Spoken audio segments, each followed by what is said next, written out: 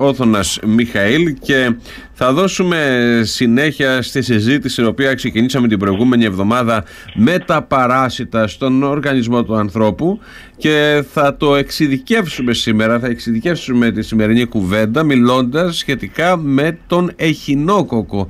Καλημέρα γιατρέ κύριε Μιχαήλ, καλή εβδομάδα. Καλημέρα και καλή εβδομάδα. Λοιπόν, εχινόκοκος γιατρέ, ίσως το πιο γνωστό παράσιτο. Έχετε σκύλο? Βεβαίως. Πρέπει να προσέχετε. Όχι, κάθε 3 μήνες. Και βέβαια πρέπει να προσέχετε και εσείς, και βέβαια πρέπει να προσέχει και ο κόσμος που δεν έχει σκύλο, αλλά υπάρχει περίπτωση να έρθει σε επαφή με κόπρανα του σκύλου κτλ. Όταν γιατρέ μου κάθε τρίμηνο δίνει στο σκυλάκι στο χαπάκι του, δεν παθαίνει τίποτα. Εντάξει, αυτό είναι λογικό και πρέπει να γίνεται. Και να το πούμε αυτό, γιατί όσοι έχουν σκυλιά υποχρεούνται, δηλαδή πρέπει να το κάνουν κάθε 3 μήνες ένα χαπάκι και τα προλαβαίνει όλα τούτα. Διαφορετικά γιατρέ τι γίνεται? Λοιπόν, διαφορετικά τι γίνεται? Διαφορετικά έχουμε τη δημιουργία εχινοκόκκου κίστεως. Να τα πάρουμε λοιπόν τα πράγματα λίγο από την αρχή. Βεβαίως. Πρώτα απ' όλα από τι προκαλείται ο εχινόκοκκος.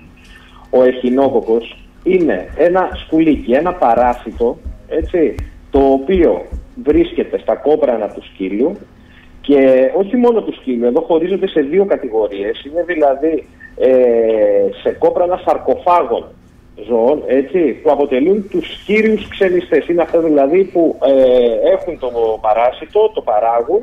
Μέσω των κοπράνων αυτό το παράσιτο πηγαίνει στη γη και μολύνει συγκεκριμένα το περιβάλλον, και από εκεί και πέρα ο άνθρωπος, σαν ένας ενδιάμεσος ξενιστής που λέμε, στον κύκλο ζωής του παρασίτου το παίρνει και δημιουργούνται διάφορα προβλήματα. Άρα και η γάτα είναι μέσα, για παράδειγμα? Όχι τόσο πολύ. Η γάτα προκαλεί άλλα προβλήματα. Αν θέλετε μπορούμε να μιλήσουμε και για αυτά την επόμενη εβδομάδα. Μου δίνετε θέματα τώρα για να συζητάμε. Πολύ ωραία. Σημειώσετε γιατρέ. Μπορεί να προκαλέσει τοξόπλασμα που κινδυνεύουν οι έγκυες γυναίκες κτλ. Ας μιλήσουμε λοιπόν τώρα για τον εχινόκοκκο, που κυρίως προκαλείται από τα κόπρανα του σκύλου. Λοιπόν, υπάρχουν 4 είδη εχινοκόκκου, από τα οποία κυρίως ο εχινόκοκκος γκρανουλόζος, δηλαδή η κυστική υδατίδα, έτσι, και ο εχινόκοκκος μουλτικουλάρης, η κυψελιδική υδατίδα, είναι τα κοινά ανθρώπινα παθογόνα. Να πούμε λοιπόν κυρίως, αυτό το οποίο μας ενδιαφέρει εμάς είναι για τον εχινόκοκκο γκρανουλόζος. Είναι συχνό στη Μεσόγειο, στη Μέση Ανατολή, στην Κεντρική Ασία, στην Κίνα, στην Ανατολική Ευρώπη, στη Ρωσία, στην Αυστραλία, στη Νέα Ζηλανδία, στην Ινδία, στη Μεγάλη Βρετανία και σε εστίες των Δυτικών ΗΠΑ και στο Μισισιπί. Κυρίως δηλαδή στη Νότια Αμερική. Η ανθρώπινη λίμωξη εμφανίζεται κυρίως όταν αυγά τα οποία αποβάλλονται με κόπρανα σκύλων καταπίνονται τυχαία. Τα έμβρια λοιπόν που απελευθερώνονται εισέρχονται στην κυκλοφορία και μεταφέρονται σε διάφορα όργανα, όπου συγκροτούν εκεί πέρα υδατίδες κίστης. Δηλαδή δημιουργείται πλέον μία κίστη που έχει ένα τείχομα, και μέσα εκεί πέρα αναπαράγονται πλέον αυτά τα σκουλίκια. Μάλιστα. Η συντριπτική πλειοψηφία, να πούμε, ότι των κίστεων εμφανίζεται στο σηκώτη, και αυτό είναι σε ποσοστό που αγγίζει το 60% και πάνω. Επίσης προσβάλλει και τους πνεύμονες κτλ. Να τα πάρουμε λοιπόν αναλυτικά. Να πούμε ότι ειδικά για τις ηπατικές κίστες, η κίστη μπορεί να παραμείνει ασυμπτωματική πάνω από 20 χρόνια και να ανακαλυφθεί τυχαία σε ένα υπέρηχο κοιλίας.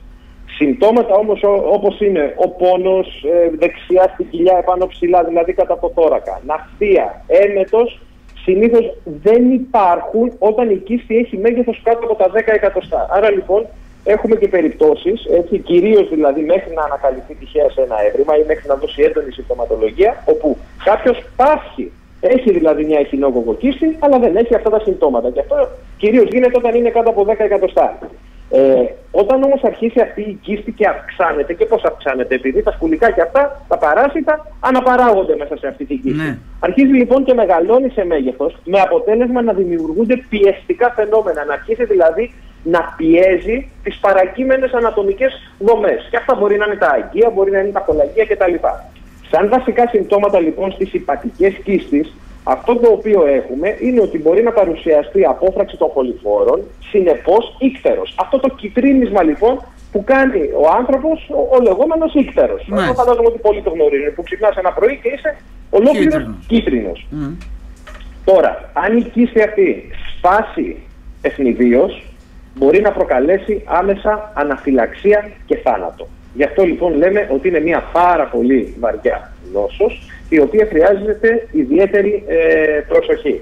Υπάρχει και η περίπτωση να μην σπάσει αυτή η κίστη και όλα αυτά τα σκουλικάκια να μην φύγουν. Σε αυτή την περίπτωση λοιπόν, όταν το έχουμε διαγνώσει, και θα σας πω μετά ποιοι είναι οι τρόποι της διάγνωσης, θα μπορέσουμε να κάνουμε χειρουργική επέμβαση και να την αφαιρέσουμε. Μισό λεπτό, γιατρέ μου. Γιατρέ μου, τα πρώτα συμπτώματα δηλαδή είναι πόνος στη δεξιά πλευρά.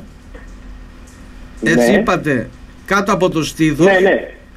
Τα περισσότερα συμπτώματα είναι κοιλιακό άλγος, κυρίως στη δεξιά περιοχή της άνω κοιλιάς, εκεί πέρα που είναι η χολή, δηλαδή που είναι το σηκώτη. Μπορεί να υπάρχει πυρετός, εξανθήματα ή και ίκτερος, δηλαδή αυτό το κυτρίνισμα που λέμε. Και σε μεγάλες κίστες μπορεί να διαπιστώνει και ο ίδιος ο ασθενής και ο γιατρός κυρίως μια ψηλαφιτή μάζα στο δεξί υπογάστριο. Πάλι δηλαδή στο άνω δεξί μέρος της κοιλιάς, το οποίο βρίσκεται ακριβώς στο τελείωμα του θώρακα, κάτω από το θώρακα. Έτσι. Υπάρχει λοιπόν και μια τρίτη περίπτωση όπου η κίστη μπορεί να έχει μια μικρή ρογμή και να έχει λοιπόν μια βραδία εξέλιξη, βραδία ρήξη ονομάζεται αυτό. Σε αυτή την περίπτωση λοιπόν τα αλλεργικά φαινόμενα αρκετές φορές είναι πολύ ιδιότερα. Λόγω όμως της εκροής του περιεχομένου της κίστης μπορεί πάλι να αναπτυχθεί ίκτερος, κολλικός των κολυφόρων, δηλαδή ένας πόνος που λέμε πάνω στη χολή κτλ. Και μετά να γίνει επιμόλυνση πολλών οργάνων. Δηλαδή να έχουμε μετανάστευση ουσιαστικά αυτών των κίστων και σε άλλα όργανα. Αυτά όσον αφορούν τις ηχατικές κίστες. Υπάρχουν λοιπόν και οι πνευμονικές κίστες. Δηλαδή ο εχινόκοκκος να προσβάλλει τους πνεύμονες. Κυρίως οι πνευμονικές κίστες δεν έχουν συμπτώματα μέχρι να συμβεί η ρήξη ή να αυξηθούν σε μέγεθος. Στις περιπτώσεις αυτές λοιπόν εμφανίζονται επιπλοκές όπως είναι η απόφραξη του βρόχου που μας προκαλεί δύσπνοια. Μπορεί να έχουμε κάποια γενικότερη αναπνευστική δυσχέρεια. Αλλεργία βέβαια, γιατί το χαρακτηριστικό το οποίο κάνουν οι θυγατέρες που λέμε, οι υδατίδες κίστες, οι θυγατέρες που υπάρχουν μέσα, τα μικρά σκουλικάκια, μπορεί να προκαλέσουν έντονη αλλεργία. Δηλαδή η αλλεργία αυτή σε οδηγεί στο θάνατο. Και όχι μόνο αυτό, αλλά μπορεί να σε οδηγήσει στο θάνατο ακόμα και μέσα στο χειρουργείο. Αυτό δηλαδή σε κάποια περιστατικά τα οποία έχουμε χειρουργήσει. Αυτό το οποίο προσπαθούμε σε κάθε περίπτωση είναι ότι όταν ανοιχτεί η κίστη και θα πρέπει από μέσα να αφαιρέσουμε το περιεχόμενο για να αφαιρέσουμε μετά ολόκληρη την κίστη, δεν θα πρέπει να πέσουν αυτές οι θυγατέρες μέσα στον οργανισμό. Προκαλείται άμεσα έντονη αναφυλαξία που οδηγεί στο θάνατο. Υπάρχουν επίσης οι εγκεφαλικές κίστες, δηλαδή η μετανάστευση του παρασίτου στον εγκέφαλο. Αυτά τα συμπτώματα που προκαλούνται εκεί πέρα είναι ζάλι, πονοκέφαλος, σπασμοί, συμπτώματα αυξημένης πίεσης μέσα στο κεφάλι, δηλαδή νιώθουμε το κεφάλι μας πραγματικά έτοιμο να σπάσει, και όλα αυτά πρέπει να μας οδηγήσουν κατευθείαν στο γιατρό. Και βέβαια δεν μπορούμε να το αποφύγουμε αυτό, διότι τα συμπτώματα θα είναι τόσο έντονα, τόσο θορυβώδη, που σίγουρα θα πάμε στο γιατρό. Υπάρχουν και κάποιες περιπτώσεις όπου μπορεί να δημιουργηθούν και κίστες μέσα στα οστά. Δηλαδή αυτά τα παράσιτα προσβάλλουν τα οστά και προκαλούν διαβρώσεις και εκδηλώνονται με πόνο, και επειδή σιγά σιγά η κίστη έρχεται και καταλαμβάνει ένα τμήμα του οστού, μπορεί να προκληθεί κάποιο εύκολο κάταγμα. Να πούμε σε αυτή την περίπτωση ότι μπορεί να παρουσιαστούν και νευρολογικά συμπτώματα όταν υπάρχει κίστη στα οστά, διότι η συχνότερη αιστεία προσβολής όσον αφορά τα κόκαλα είναι η σπονδυλική στήλη. Και βέβαια, αν η κίστη αρχίσει σιγά σιγά και μεγαλώνει και είναι μέσα στο νοτιαίο μυελό, προκαλείται συμπίεση με αποτέλεσμα να παρουσιαστεί παράλυση. Σε αυτή την περίπτωση λοιπόν οδηγούμαστε σε κάποιες διαγνωστικές εξετάσεις, γιατί καταλαβαίνετε σας λέω ότι το θέμα είναι πάρα πολύ μεγάλο. Τώρα, όσον αφορά λοιπόν τη διάγνωση, πώς τίθεται τη διάγνωση. Τη διάγνωση μπορεί κάποιος να την υποπτευθεί σε ένα άτομο που έχει τα συμπτώματα τα οποία είπαμε, δηλαδή ο πόνος στην κοιλιά, κυρίως δεξιά πάνω, πυρετός, εξανθήματα, ίκτερος, το κυτρίνισμα και ψηλαφιτή μάζα στο δεξί υπογάστριο. Και ειδικά ανέφερα πριν αρχικά τις περιοχές που έχουμε κυρίως εχινόκοκκο, γιατί με βάση το ιστορικό θα μπορέσουμε να διακρίνουμε αν η λίμωξη προέρχεται από άνθρωπο που ζει ή από ζώο το οποίο ζει σε κάποια από αυτές τις περιοχές. Επίσης η διάγνωση όσον αφορά τα μέσα τα οποία διαθέτουμε είναι κυρίως απεικονιστική. Δηλαδή μπορεί να διαπιστωθεί με μια απλή ακτινογραφία κοιλίας που μπορεί να δείξει μια αποτιτάνωση, έτσι, δηλαδή είναι ένας όρος που χρησιμοποιούμε εμείς, δηλαδή μια σαφή περιοχή η οποία είναι περιχαρακωμένη και χρωματίζεται άσπρη και μέσα να υπάρχουν κάποια άλλα στοιχεία που μπορεί αυτό να μας υποδηλώσει εχινόκοκκοκίστη. Σε προχωρημένες περιπτώσεις σίγουρα θα χρειαστεί να κάνουμε κάποιο υπερηχογράφημα, το απλό υπερηχογράφημα το οποίο μας δίνει μια σαφή ένδειξη για το ότι αυτό το πράγμα που έχουμε εκεί πέρα είναι εχινόκοκκοκίστη και σε περιπτώσεις όπου μπορεί να υποπτευόμαστε αλλά δεν είμαστε ακριβώς σίγουροι, σε αυτή την περίπτωση μπορεί να χρειαστεί αξονική τομογραφία ή μαγνητική τομογραφία και σε αυτή την περίπτωση επίσης μπορούμε να παρατηρήσουμε αν κάποιες κίστες είναι έστω μικρότερες δηλαδή, γιατί μπορεί να έχουμε μία μεγάλη και να συνυπάρχουν και άλλες 2-3 μικρότερες που να είναι σε άλλα όργανα. Άρα λοιπόν με μία αξονική τομογραφία ή με μία μαγνητική τομογραφία μπορούμε να διαπιστώσουμε αν πραγματικά υπάρχει αυτή η κίστη ή πόσες κίστες υπάρχουν και σε ποια σημεία υπάρχουν μέσα στο Και εσείς μετά σώμα τον πόλεμο κατά του εχινόκοκκου πώς τον κάνετε, με φαρμακευτική αγωγή? Λοιπόν, η χειρουργική θεραπεία στο παρελθόν, έτσι, και στο παρόν βέβαια, να πούμε ότι σε ένα πολύ μεγάλο ποσοστό αποτελεί μονόδρομο. Παρά τα υψηλά ποσοστά θνητότητας και μετεγχειρητικών επιπλοκών και ενδεχομένως και υποτροπών. Γιατί να πούμε ότι είναι μία νόσος η οποία μπορεί να έχει και υποτροπή, δηλαδή σε κάποιον που έχει γίνει αφαίρεση της κίστης μπορεί αυτή να ξαναεμφανιστεί αν υπάρχουν παράσιτα τα οποία μπορεί να έχουν προσβάλει αλλά να μην έχουν κάνει έκρηλα τα συμπτώματά τους. Και αυτό το οποίο κάνουμε εμείς ουσιαστικά είναι να φέρουμε τον ασθενή σε τέτοια θέση ώστε να μπορέσει να χειρουργηθεί με απόλυτη ασφάλεια. Συνεπώς, τι χρειάζεται για Άρα την το χειρουργείο είναι μονόδρομο σε αυτή την ιστορία? Κυρίως το χειρουργείο είναι μονόδρομο, παρότι υπάρχουν αντιελμιωτικά φάρμακα, έτσι λέγονται αυτά, τα οποία καταστρέφουν ουσιαστικά, σκοτώνουν τις θυγατέρες, σκοτώνουν δηλαδή το περιεχόμενο της κίστης, έτσι, και το περιεχόμενο το οποίο μπορεί να κυκλοφορεί μέσα στον οργανισμό μας και να πάει να εγκατασταθεί σε ένα όργανο για να δημιουργήσει αυτή την κίστη. Αυτό το οποίο λέμε πάντα είναι ότι δεν είμαστε σίγουροι ποτέ για την απόλυτη εξόντωση του παρασίτου. Έτσι. Άρα λοιπόν από τη στιγμή που θα προβούμε στη διαδικασία ενός χειρουργείου, αυτό το οποίο πρέπει να κάνουμε πιο πριν είναι να δώσουμε την αντιλημφική αγωγή, κάποια φάρμακα δηλαδή τα οποία θα σκοτώσουν τα μικρόβια και θα τα κάνουν ανενεργά, τα παράσιτα και θα τα κάνουν ανενεργά, ώστε να είμαστε σίγουροι όσο το δυνατόν περισσότερο γίνεται ότι έχει σκοτωθεί το μεγαλύτερο ποσοστό αυτών, ότι η κίστη μας, ακόμα και την ώρα του χειρουργείου, γιατί πρόκειται για ένα επίπονο χειρουργείο, δεν είναι από τα εύκολα χειρουργία, δεν θα μας προκαλέσει προβλήματα με το να ανοίξει και να χυθεί το περιεχόμενο μέσα στην κοιλιά του ανθρώπου και να κάνει αναφυλακτικό σοκ και να πεθάνει. Έτσι, άρα λοιπόν δίνουμε πρώτα φαρμακευτική αγωγή, η οποία να πούμε ότι συνεχίζεται και μετεγχειρητικά. Τα φάρμακα αυτά δεν είναι ακριβά, είναι σκευάσματα τα οποία υπάρχουν στην αγορά, υπάρχουν στα φαρμακεία, οπότε άμεσα και πριν το χειρουργείο και άμεσα μετά το χειρουργείο συνεχίζεται αυτή η αγωγή, ώστε στη μεν μία περίπτωση να καταφέρουμε να σκοτώσουμε προεγχειρητικά όσο περισσότερα μπορούμε και να οδηγηθούμε με ασφάλεια στο χειρουργείο και μετά το χειρουργείο να οδηγηθούμε στην οριστική καταστροφή. Να πούμε τώρα για την επέμβαση τι χρειάζεται. Πρώτα απ' όλα να πούμε ότι η κατάσταση και η λειτουργία ειδικά του σηκωτιού που είπαμε ότι επηρεάζεται σε ποσοστό πάνω από 60% πρέπει να εξεταστεί λοιπόν διεξοδικά. Έτσι, να δούμε ακριβώς τι εμπλέκεται στη συγκεκριμένη λίμωξη. Επιπροσθέτως τώρα προεγχειρητικά θα πρέπει να γίνουν οπωσδήποτε εξετάσεις αίματος, εξετάσεις καρδιολογικές και οπωσδήποτε εξέταση στους πνεύμονες, γιατί μπορεί να υπάρχει μετανάστευση ουσιαστικά και εγκαθίδρυση μιας κίστης εχινοκοκκοκίστης και στο σηκώτη. Μετά θα ακολουθηθεί η συνήθις διαδικασία του χειρουργείου, όπου είναι ένα χειρουργείο το οποίο να σας πω ότι μπορεί να διαρκέσει το λιγότερο 2 και το μεγαλύτερο και 5 ώρες και 6 ώρες. Άρα λοιπόν πρόκειται για μιας μεγάλης βαρύτητας χειρουργική επέμβαση και τα μέσα τα οποία διαθέτουμε είναι πλέον πολύ συγκεκριμένα και με απόλυτη ασφάλεια μπορούμε να τα χρησιμοποιήσουμε. Οι στόχοι τώρα της επέμβασης, γιατί όταν βάζουμε για χειρουργείο έναν ασθενή που έχει διαγνωστεί με εχινόκοκκοκίστη, έχουμε και συγκεκριμένους στόχους. Οι στόχοι λοιπόν είναι πρώτον η πλήρης αφαίρεση της κίστης, καθώς στην περίπτωση που παραμείνει έστω και ένα μικρό τμήμα, έτσι, αυτό μπορεί να δημιουργήσει τις προϋποθέσεις για δημιουργία νέας κίστης. Άρα λοιπόν θα πρέπει η αφαίρεση της κίστης να είναι ριζική. Θα πρέπει οπωσδήποτε να αφαιρεθούν και όλες οι θυγατέρες. Θα πρέπει να γίνει αφαίρεση της χολιδόχου κίστεως, διότι αν τα παράσιτα αυτά έχουν μεταναστεύσει ουσιαστικά μέσα στο σηκώτη, αυτομάτως καταλαβαίνετε ότι η χολιδόχος κίστη θα προσβληθεί, επειδή η χολή είναι ένα μεταβολικό προϊόν του σηκωτιού, το οποίο έτσι πηγαίνει και αποθηκεύεται στη χολιδόχο κίστη. Άρα λοιπόν μαζί με την αφαίρεση της κίστης αφαιρείται και η χολιδόχος κίστη.